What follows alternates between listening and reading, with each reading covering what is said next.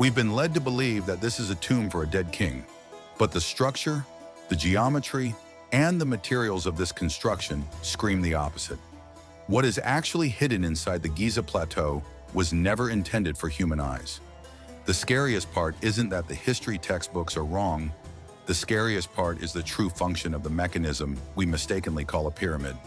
In the next few minutes, we will drop the myths and look only at dry engineering data. You will see inconsistencies that cannot be written off as coincidence. We are going to assemble a puzzle whose pieces are lying in plain sight, but which science stubbornly refuses to connect.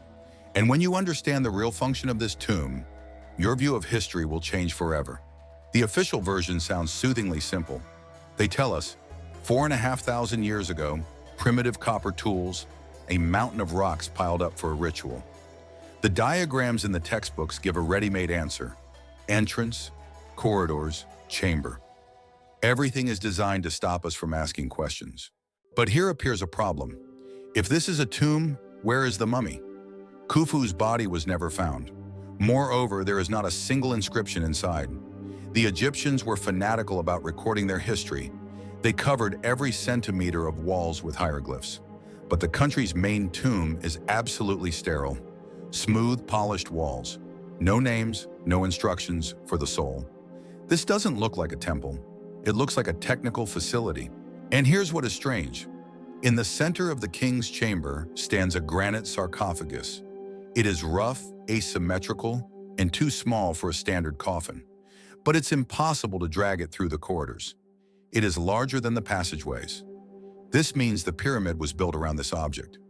Why build a mountain of 2 million blocks around a rough box that is unfit for burial? But it gets worse. The ventilation shafts. Scientists have claimed for years that these narrow channels are for air. But ventilation in a hermetically sealed crypt is absurd. Furthermore, these shafts do not exit to the outside. The Upua 2 robot crawled up a shaft and hit a door with 2 copper handles. Why does ventilation need a door? Why is there copper, an ideal conductor of electricity, in an air circulation system? This is exactly where it stops being a coincidence. The shafts are aligned to the stars Sirius and Orion with a precision unattainable without equipment. This isn't symbolism, this is targeting. Now look at the ceiling of the king's chamber. 5 layers of granite beams, weighing up to 70 tons each. Engineers call them relieving chambers to prevent collapse. But any architect will tell you, this is excessive. A simple vault would have sufficed. Here, physics comes into play, not archaeology. Granite contains quartz.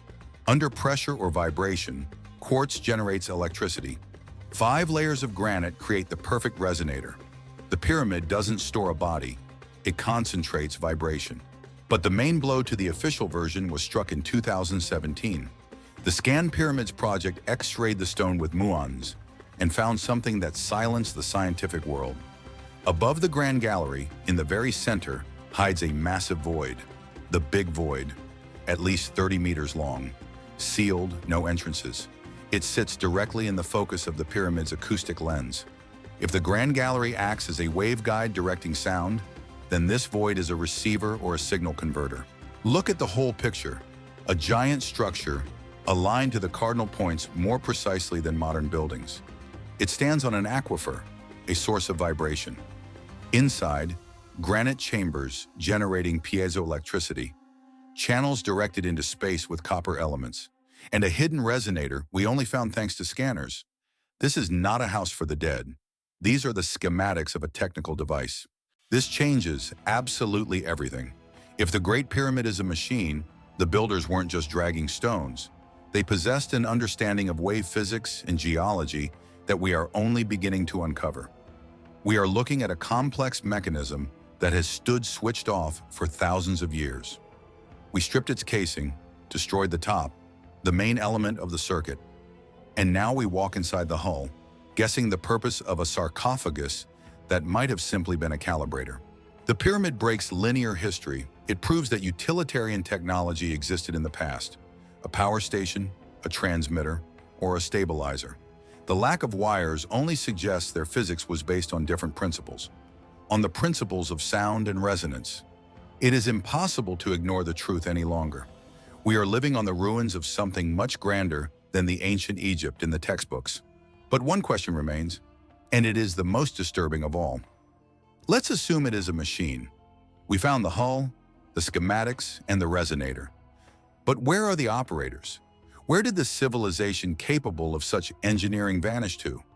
Why did the machine stop? Was it a planned shutdown or a catastrophe that forced them to seal the big void and leave forever? And what if this mechanism is still waiting for a signal to wake up?